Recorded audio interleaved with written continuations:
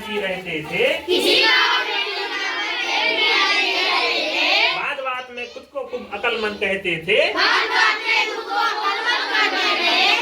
दुरुस्त न लगे किसी की आता काम पसंद नहीं,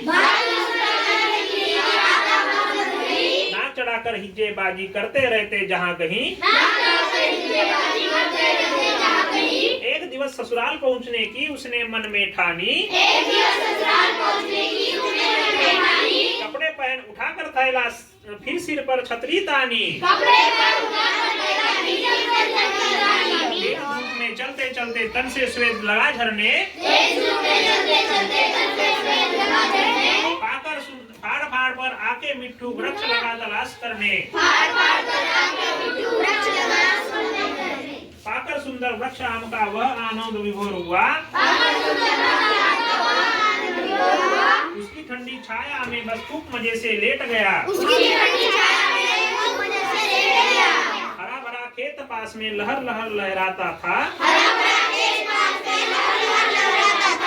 देख देख वह शोभा उसकी फूला नहीं समाता था। बड़े बड़े तरबूज खेत में देख देख वह ललचाया, कुछ मीठे तरबूज वहाँ से तुरंत तोड़ कर ले आया।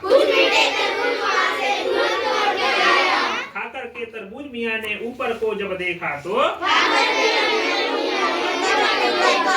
मीठे मीठे और रसीले आम लगे थे ऊपर को। आम तोड़ने लगा चिर गिर पड़ा लिए तुड़ा घुटने टकने, हाथ में आते देख आम दब त्योरी तान लगा बकने।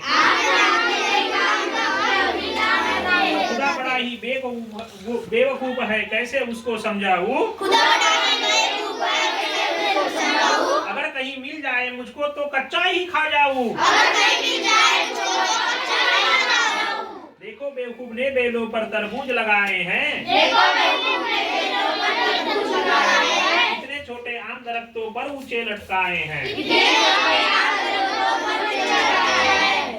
अगर खुदा मैं होता तो सब गलती देता दूर भगा,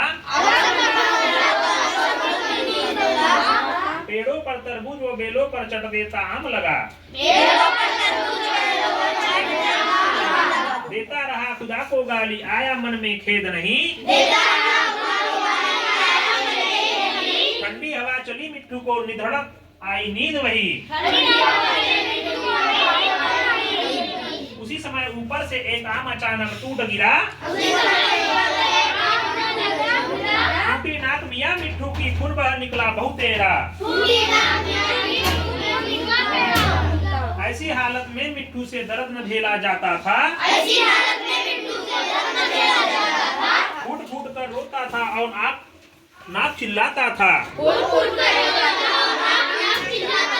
आंसू और खून की उसके मुख पर धार लगी बहने,